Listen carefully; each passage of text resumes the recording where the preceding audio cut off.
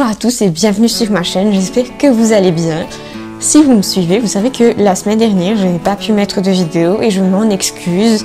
J'avais beaucoup de choses sur les bras au boulot. Et aussi, j'étais pas bien tout simplement et j'avais pas trop la motive de vous mettre une vidéo. Je préférais nettement attendre en fait que ça passe et de faire une vidéo quand j'étais en pleine forme et quand j'étais motivée quoi. Aujourd'hui, comme vous avez pu le voir dans le titre, on va parler de personal branding. Vous avez sûrement entendu ce mot plusieurs fois avant, notamment quand vous étiez en études ou quand vous avez été diplômé, si c'est le cas. En gros, le personal branding, c'est tout simplement une stratégie consciente pour vous mettre en avant et faire la promotion de votre image. En fait, il ne s'agit pas de mettre en avant toutes vos qualités, vos défauts, mais simplement de mettre en avant ce que vous voulez le plus valoriser et les caractéristiques qui vous mettent éventuellement le plus en valeur. Et souvent, on utilise beaucoup le personal branding dans le cadre de quelqu'un qui cherche un boulot, sauf que quand c'est bien fait, ça peut s'appliquer à votre vie de tous les jours. C'est-à-dire, une fois que vous pensez toute votre stratégie de communication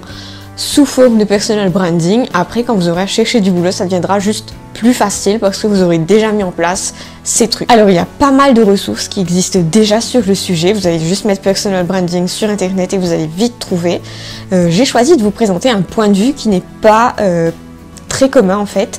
Je voulais vraiment sortir de ce cadre de la recherche d'emploi comme je viens de vous dire et vraiment l'adapter à votre vie, que vous ayez à trouver un emploi ou pas en fait, parce que il y a plein de gens maintenant qui doivent faire la promotion de leur propre image sans avoir à compter sur un employeur ou quoi. Alors pourquoi, vous allez me demander, pourquoi faire un effort spécial et pourquoi rentrer dans cette démarche de personal branding? J'ai envie de vous dire, imaginez que vous deveniez célèbre ou plus réaliste, que vous deveniez quelqu'un d'influent. C'est peut-être votre objectif, peut-être pas, mais imaginez que dans votre domaine de prédilection ou pas en fait, vous deveniez quelqu'un d'influent. Je sais qu'on a tous déjà mis notre nom sur Google et selon les personnes, ça dépend de sur quoi vous tombez. Souvent on tombe sur le compte Facebook en premier. Et là, imaginez tous ces gens qui sont prêts à vous suivre, qui découvrent, je sais pas, les vieilles photos de vacances de vous avec des cheveux tout secs, ou l'époque où vous vous habillez d'une certaine façon. En fait, j'ai oublié de l'ajouter au début et j'en profite pour le dire là, mais cette vidéo n'est pas pour vous si vous ne croyez pas du tout à que l'image peut avoir une influence, si vous ne croyez pas du tout au marketing, si vous ne croyez pas du tout sur ce côté, on va dire, superficiel. Donc si vous n'y croyez pas, s'il vous plaît, n'insistez pas dans les commentaires, juste passez votre chemin. Donc on est d'accord, pour en revenir au sujet, on est d'accord que ces photos de vous sont des photos de vous au naturel et reflètent bien à quoi votre vie ressemble. Mais c'est juste que finalement, ça ne reflète pas le meilleur côté de vous, c'est le côté que vous voudriez mettre en avant, qui va vous faire briller aux yeux de tous. Il faut quand même faire vachement attention à tout ce qui est visuel, c'est-à-dire son physique, sa façon de parler, son comportement, son éthique de travail. Et toutes ces petites choses que certaines personnes trouveront superflues, c'est vachement important. Et si vous faites un peu de marketing, vous allez être sans doute d'accord avec moi que finalement, la première image de vous, elle est vraiment impactante sur la personne qui vous regarde et qui vous suit. Donc si on peut faire une analogie, en fait le personal branding c'est un peu comme si vous étiez un produit qui est dans un rayon et que vous devriez être le plus attirant possible pour que le client vous achète. Donc ça passe en premier par l'emballage et c'est de cette façon que j'ai envie de vous orienter pour améliorer votre personal branding, votre emballage. Le tout est non seulement de se démarquer, mais de se démarquer pour les bonnes raisons. Donc maintenant, je vais vous donner des stratégies concrètes que vous pouvez déjà mettre en place pour initier cette démarche de personal branding sans pour autant avoir à changer complètement votre look ou à être complètement artificiel. Mais c'est en utilisant des moyens hyper simples que vous utilisez déjà, simplement peaufinant cette technique. Donc en fait, la première plateforme de communication, c'est bien sûr les réseaux sociaux. Donc on est tous dessus, on est tous en train de communiquer dessus, on est tous en train de on va dire surveiller les gens qui sont dessus, nos contacts, etc. Donc on va dire c'est le premier moyen de communiquer sur vous. Et là-dessus, il y a plusieurs façons de faire attention à son image, c'est à travers les messages qu'on met, le type de photos qu'on met, mais aussi plus subtilement à travers le genre de gens qu'on fréquente et aussi les posts qu'on partage. Bien sûr, vous partagez les posts qui vous ressemblent le plus, en tout cas inconsciemment vous le faites et c'est pour ça qu'il faut faire très attention à ce que vous partagez. Donc avant de communiquer sur son image, il faut déjà se poser la question, mais quelle image j'ai envie de renvoyer de moi? Donc comme je vous disais en fait, Vaut mieux ressembler un petit peu plus à tout le monde que d'avoir un truc trop décalé qui finalement est un peu surjoué des fois.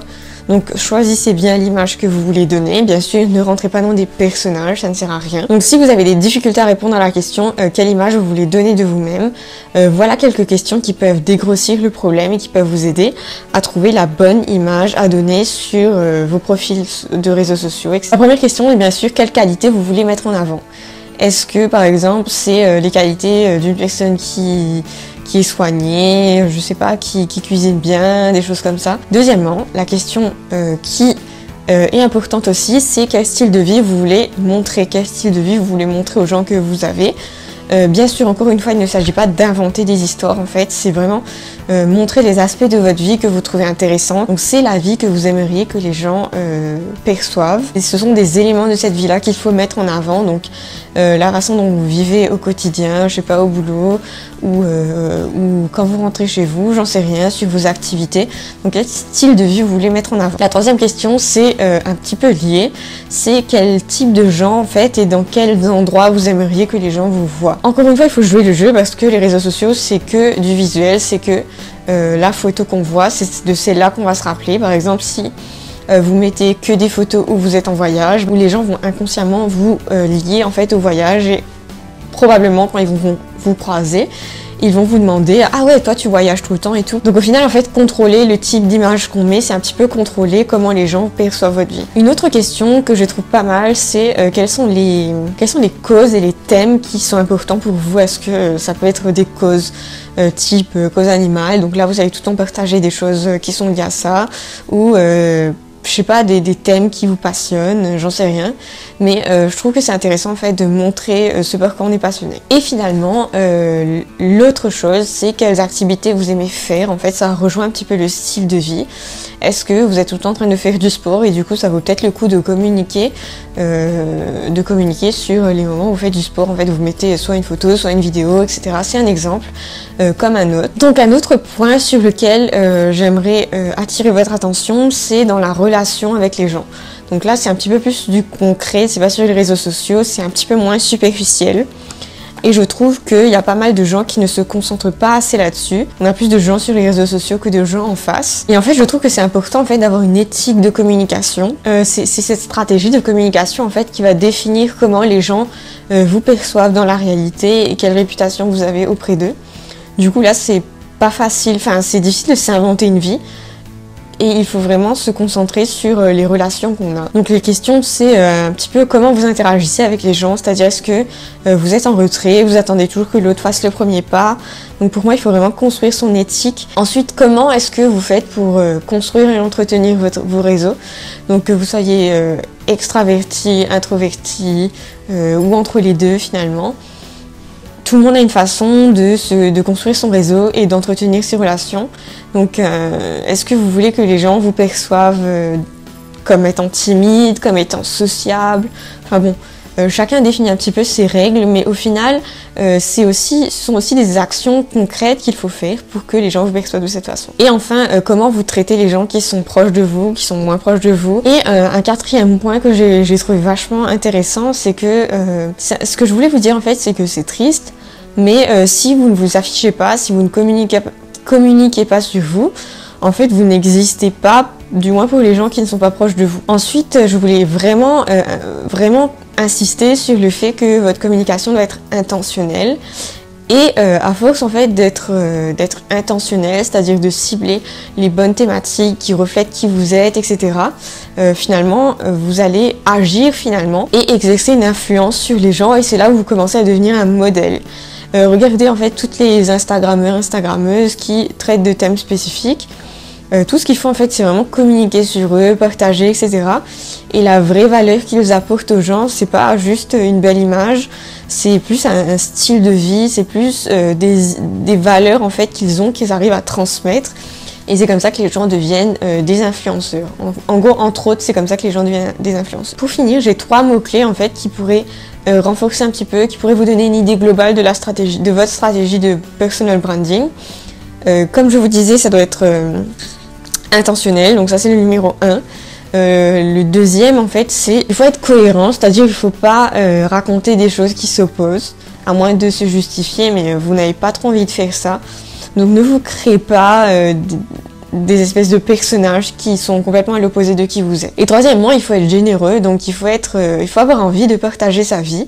C'est un petit peu difficile, je trouve, au début, c'est-à-dire c'est pas forcément facile de partager des infos sur soi avec des gens que vous connaissez peu ou pas et que finalement vous exposez à eux, mais vous ne les voyez pas. À force de partager, de convaincre les gens, etc., vous pouvez devenir un modèle et finalement le fait d'être généreux, ça peut vraiment aider les gens à aller dans votre direction. Donc le personal branding, c'est pas non plus pour vous afficher comme quelqu'un de tout plat et de tout lisse, sans personnalité ou d'avoir une image parfaite, etc. Au contraire, en fait, plus vous montrez tous les aspects de vous, et y compris vos défauts, plus vous devenez quelqu'un d'intéressant aussi. Et ce que je trouvais dommage, en fait, c'est que le personal branding appliqué que au domaine de trouver de l'emploi, finalement, c'est pas très intéressant parce que si vous voulez vous réorienter, ça veut dire que vous changez complètement de stratégie. Donc tout ce que vous avez fait en avant, ça devient un petit peu, ça s'annule quoi.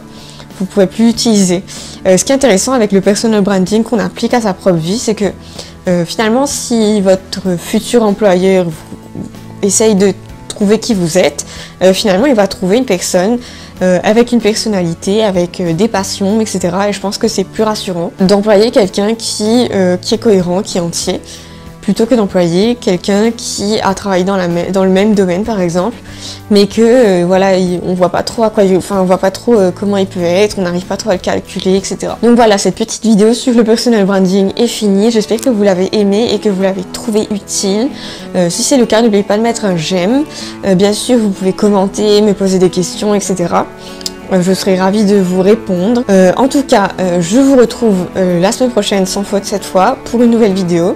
N'oubliez pas aussi de me dire en fait s'il y a des thèmes qui vous intéressent. À chaque fois, je vous demande et je trouve ça intéressant en fait d'avoir vos retours, etc. Donc n'oubliez pas de me le dire. Et puis moi, je vous dis à très vite et prenez soin de vous.